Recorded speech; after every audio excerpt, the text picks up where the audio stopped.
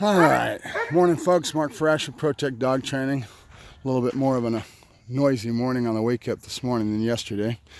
It depends on how we bring our dogs. There's two of us trying to bring dogs out into the yard and do our thing, and so we kind of run into each other now and then. This is the male, this is Buddy. We got Buddy and Daisy are my pick of litter that we've talked about before. So I wanted to kind of observe this a little more. You saw yesterday with Daisy and how he interacted with Daisy. And this is a little male puppy, so this will be a little different, but he's got to show the same difference. All right, let's go, come on. Good dog, good, let's go. And he's doing good. He's picking up on my body language, my attitude, my energy level, telling him he's got to act a certain way with the puppy, and that's what it's all about. And they grow with this skill with time. Not all dogs are going to be good at it. You can't do this with every dog. And it's just that I have a good communication baseboard with my animals, and I do a pretty good job of communicating with and actually being able to form this. We were talking about it yesterday.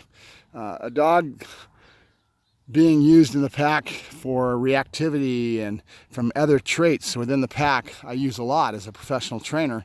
And when you can get a good dog to kind of mold them and get them to do what needs to be done to develop your puppies, or to deal with a reactive dog that comes in the right way, it's a godsend. It's a tool that's very valuable. I used to have another lab mix that I had a few years ago, and that dog was an excellent dog for my reactivity dogs.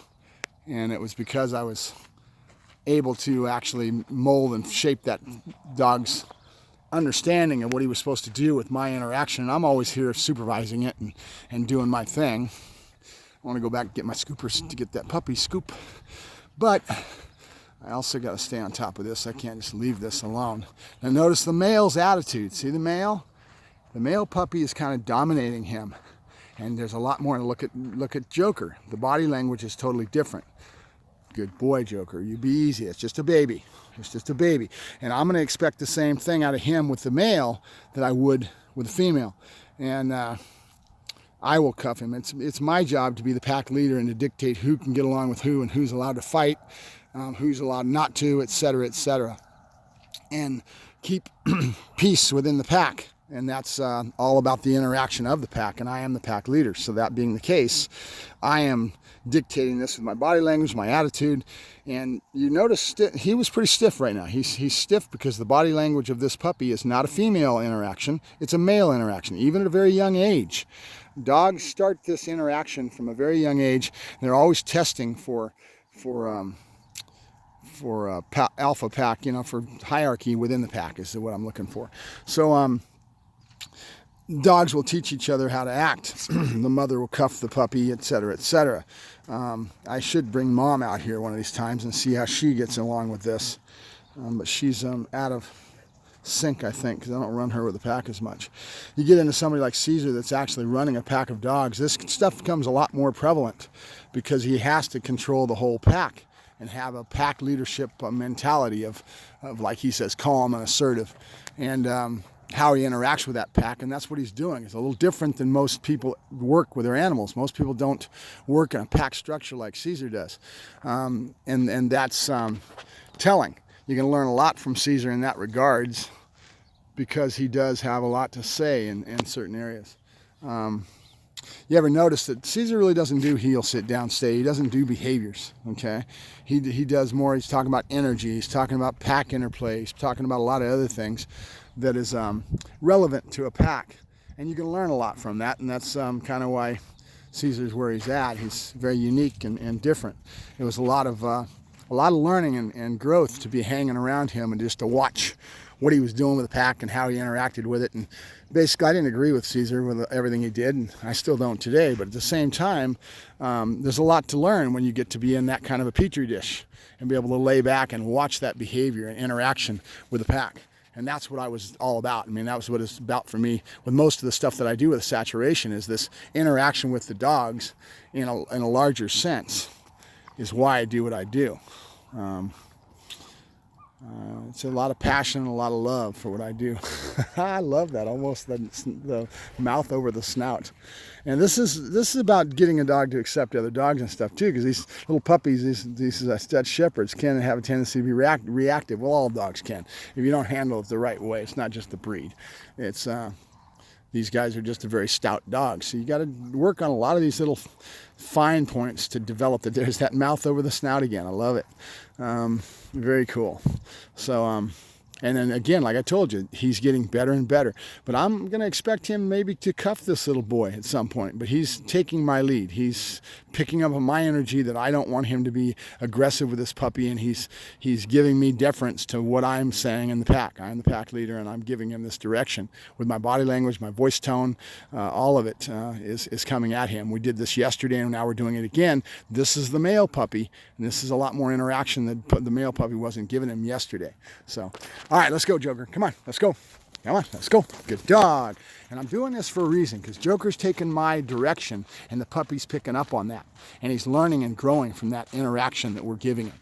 There's a lot of good stuff here if you watch this body language and interaction. So, have a good day. It's again now about 6:37 in the morning, and we're starting our day with the dog. So first thing I do is take these puppies out, and I'm all into the puppy development right now. So this is something that I'm seeing. Good boy, Joker dog. And I'm going to come over here and open this shed and get my day started. But I want to keep an eye on this. This is cool stuff to me. This is what makes me love my job. Okay, because stuff like this you just don't see all the time, and it has to be worked and developed, and it's an art. It really is. There's a lot of experience that goes into this. There's a lot of fine subtleties, I should say. It's just a lot of fun for me to be able to see it on camera and to be able to watch it back. I think I watched that one we did yesterday with Daisy. I think I watched that thing 10, 15 times, and I'll probably go back and watch it again. Really cool stuff. And I'll come back to it as I see this. I want to try to kind of map this out with the filming and see this interaction grow and change as the puppy develops, because Joker's not going to put up with this kind of activity forever, and then the puppy's going to get stupid and be challenging him, etc. And we've got to do a lot of stuff to balance out his reactivity. I don't want him going to a dog park. He's not going to be interacting. We just got a thread online about that, where somebody was mentioning dog parks. And I look at a dog park and the interaction, the social interaction of a dog park like Russian roulette. Dogs don't naturally go out and interact with outside packs. They just don't, okay? They interact with their own pack, and there's a pack hierarchy. Joker, be easy. And there's a pack hierarchy. And that balance needs to be kept, and there's always a constant vying for hierarchy. The dogs will try to, and it starts at a very young age, and it never stops. So it's important to understand this. I look at a dog park as Russian roulette, okay? It only takes once to screw your dog up for life, to scar him where he's reactive, or he ends up getting in a dog fight and gets hurt and maimed, or whatever it may be. But dog parks are not a natural thing. And man put together a dog park, and one of my answer to this thread was man put the dog parks together. And they put them together for a reason. They put it together because they want to make sure that all these irresponsible people don't leave their scat all over the park, because they're not picking it up. And so this was their answer.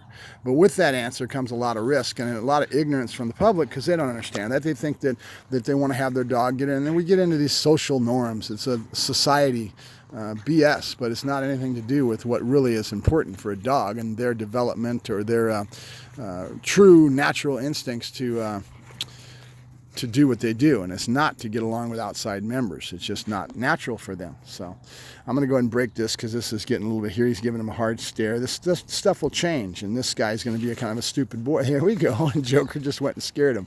So that was good. In a certain sense. We don't want him too scared, but I'm going to let you guys go. Have a good day. Thanks. Bye-bye.